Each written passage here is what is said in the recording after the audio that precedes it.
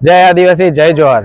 9 August વિશ્વ આદિવાસી દિવસ નિમિત્તે હું ધનરાજ વસાવા મારા સર્વે આદિવાસી ભાઈ બહેનો વડીલો મિત્રો તેમજ આદિવાસી વિસ્તારમાં રહેતા તમામ ભાઈઓ બહેનોને આદિવાસી દિવસ નિમિત્તે શુભેચ્છા પાઠવું છું। આદિવાસી એટલે મૂળ નિવાસી, આદિવાસી એટલે પ્રકૃતિ પૂજક। આદિવાસીઓ આજે દરેક તબક્કે વિશ્વને કઈ ને કઈ રીતે મદદરૂપ થાય છે। અમને અમારી સંસ્કૃતિ ઉપર ગર્વ છે, ગુરુર છે।